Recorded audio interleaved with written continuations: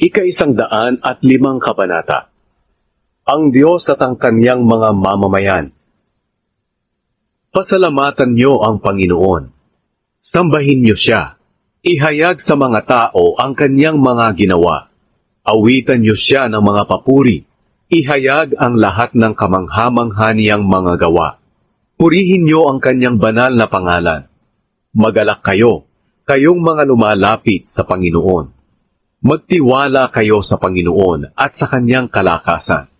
Palagi kayong dumulog sa Kanya. Kayong mga lahi ni Abraham na lingkod ng Diyos, at mga lahi rin ni Jacob na Kanyang hinirang. Alalahanin ninyo ang kahanga-hanga niyang mga gawa, mga himala, at ang Kanyang paghatol. Siya ang Panginoon na ating Diyos. Siya ang humahatol sa buong mundo. Hindi siya makakalimot sa Kanyang pangako kailanman. Ang Kanyang pangako para sa maraming salinlahi. Ang pangako niya kay Abraham, gayon din kay Isaac. Ipinagpatuloy niya ang kasunduang ito kay Jacob, at magpapatuloy ito magpakailanman. Sinabi niya sa bawat isa sa kanila, ibibigay ko sa iyo ang lupain ng Kanaan, bilang pamana ko sa iyo at sa iyong mga angkan. Noon ay iilan pa lang ang mga mamamayan ng Diyos, at mga dayuhan pa lang sila sa lupain ng Kanaan. Nagpalipat-lipat sila sa mga bansa at mga kaharian, ngunit hindi pinahintulutan ng Diyos na apihin sila. Para maprotektahan sila, sinaway niya ang mga hari na kumakalaban sa kanila. Sinabi niya, huwag ninyong galawin ang hinirang kong mga lingkod. Huwag ninyong saktan ang aking mga propeta. Nagpadala ang Diyos ng taggutom sa lupain ng Kanaan. Kinuha niyang lahat ang kanilang pagkain. Ngunit pinauna na niya si Jose sa Ehipto upang sila'y tulungan. Ipinagbili siya roon upang maging alipin. Kinadinahan ang kanyang mga paa at nilagyan ng bakal ang kanyang lieg hanggang sa nangyari ang kanyang propesiya. Ang mga sinabi ng Panginoon na naganap sa kanya ay nagpatunay na siya'y matuwid. Pinalaya siya ng hari ng Ehipto na namamahala sa maraming tao at ginawa siyang tagapamahala ng kanyang palasyo at mga ari-arian. Bilang tagapamahala, may kapangyarihan siyang turuan ang mga pinuno sa nasasakupan ng hari, pati ang kanyang mga tagapayo. Pagkatapos pumunta si Jacob at ang kanyang pamilya sa Ehipto, na lupain ng mga lahi ni Ham, at doon sila nanirahan bilang dayuhan. Pinarami ng Panginoon ang kanyang mga mamamayan, at naging makapangyarihan kaysa sa mga Ehipsyo na kanilang kaaway.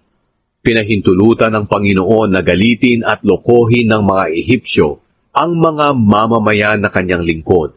Sinugo niya si Moises na kanyang lingkod at si Aaron na kanyang hinirang. Ipinakita nila sa lupain ng mga lahi ni Ham ang mga himala na ginawa ng Diyos. Pinadilim ng Diyos ang lupain ng Ehipto, ngunit sumuway pa rin sila sa kanyang mga utos.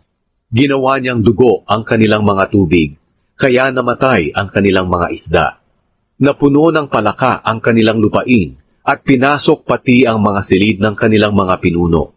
Nagutos ang Diyos at dumating sa kanilang lupain ang napakaraming nikmik at langaw. Sa halip na ulan ang ibinigay sa kanilang lupain, yelo ang bumagsak na may kasamang mga kidlat. Sinira niya ang tanim nilang mga ubas, mga puno ng igos at iba pang mga punong kahoy. Sa kanyang utos dumating ang mga balang na hindi mabilang, at kinaing lahat ang kanilang mga tanim, pati ang mga bunga nito. Pinatay ng Diyos ang lahat nilang panganay na lalaki. Pagkatapos nito, pinalabas niya ang mga taga-Israel sa lupain ng Ehipto na wala ni isa mang napahamak, at may dala pa silang mga pilak at ginto. At sa kanila'y wala ni isa mang napahamak. Natuwa ang mga Ehipsyo nang umalis ang mga taga-Israel, dahil takot sila sa kanila.